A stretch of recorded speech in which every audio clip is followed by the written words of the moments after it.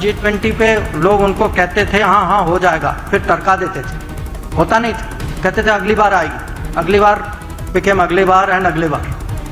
ऐसा G20 दुनिया ने कभी देखा नहीं था और याद रखेगी दुनिया। कभी करेंगे जब हम वसुधैव कुटुंबकम की बात करते हैं, पीपल बिलीव अस। डॉक्टर जयशंकर ने रिसेंटली कहा था कि हम अपने से बड़े दुश्मन के साथ, अपने से बड़े मुल्क के साथ एक अननेसेसरी बैटल क्यों, why should we pick an unnecessary battle with China? Of doing things, वो अपना भी करेंगे, दुनिया का भी करेंगे।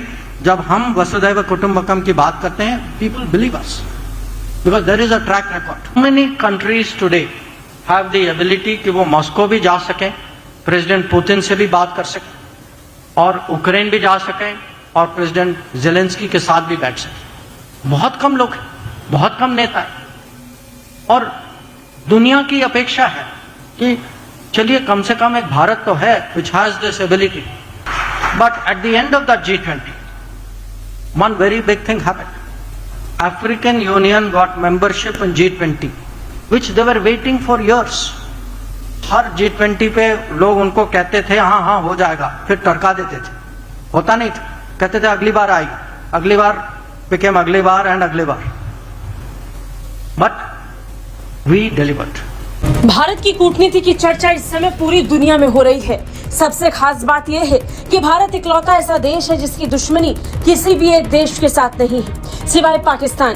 भारत ही कहता है कि पाकिस्तान। भारत के NSA national security adviser Ajit Doval साहब, जिनके बारे में आपको पता है, मैं अक्सर ये कहता रहा हूँ कि he is basically eyes and years of prime minister Modi. Hello दोस्तों, राम राम। मेगा न्यूज में आपका स्वागत है। डॉक्टर एस जयशंकर ने एक इंटरव्यू दिया है और उसमें कहा है कि हम सभी देशों का वेलकम करते हैं सिवाय पाकिस्तान को छोड़ के। इस पर पाकिस्तान की जो प्रतिक्रिया है वो सामने आ गई है। पाकिस्तान के पत्रकार इंटरव्यू ले रहे और बातचीत कर रहे हैं कि ऐसा क्यों कहा डॉक्टर एस जयशंकर ने।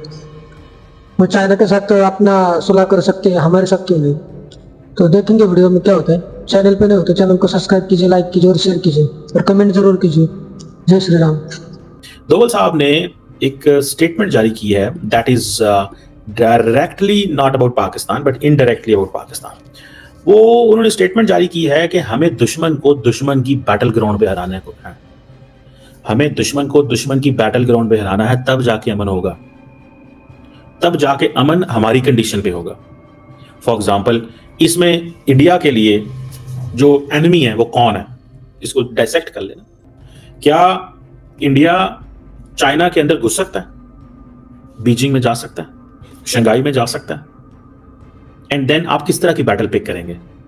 With China they have to pick a battle which is expensive, which is protracted, which is out of control as well। कि चाइना के साथ तो अभी इंडिया मेरी असेसमेंट में बैटल के लिए तैयार ही नहीं है, बिकॉज अभी तो चाइनीज अपनी डिटेरेंस एस्टैब्लिश कर रहे हैं, दे आर गैदरिंग जो। So it means the only country way doctor NSA Doval साहब जो हैं वो जिसके ही टॉकिंग अबाउट पाकिस्तान, तो पाकिस्तान की बात कर रहे हैं। के अलावा दुनिया में हमारा कोई और दुश्मन नहीं है।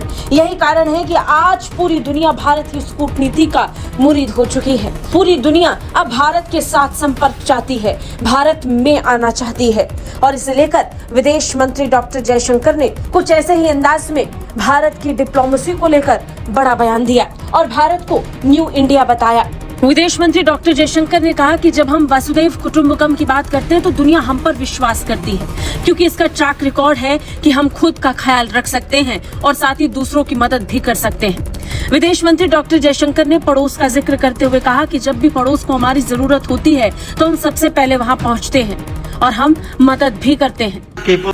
जयशंकर ने आगे कहा कि दुनिया भारत आ रही है क्योंकि भारत में अवसर है। हमें अपने राष्ट्रीय हितों को आगे रखने में संकोच नहीं करना चाहिए। उन्होंने रूस यूक्रेन युद्ध का जिक्र करते हुए कहा कि प्रधानमंत्री नरेंद्र मोदी दोनों देशों के दौरे पर पहुंचे थे। उन्होंने बाकी देशों के साथ तुलना में सवाल पूछा कि आखिर कितने देश यूक्रेन और रूस जाकर राष्ट्रपति व्लादिमीर जेलेंस्की और व्लादिमीर पुतिन से बात करने की क्षमता रखते हैं। दुनिया को भारत से उम्मीद है, यही कारण है कि पूरी दुनिया भारत को उस उम्मीद के साथ देखती है। विदेश मंत्री जयशंकर यहीं नहीं रुके, उन्होंने G20 का भी जिक्र किया। उन्होंने कहा कि दुनिया भारत की G20 की मेजबानी से जबरदस्त खुश हुई। भारत ने अफ्रीकी संघ को G20 में शामिल कराकर नया इतिहास रच दिया। हर बार होने वाली G20 की बैठक में अफ्रीकी संघ को शामिल करेंगे, ऐसी कई तरीके की बात की जाती थी, मांग रखी जाती थी, लेकिन कभी किसी ने ऐसा नहीं किया। भारत ने अफ्रीकी संघ को G20 सम्मेलन में शामिल कराया। भारत ने एक से बढ़कर एक वैश्विक स्तर पर फैसले लिए हैं और भारत के इन्हीं फैसलों का असर है कि आज पूरी दुनिया भारत आना चाहती है।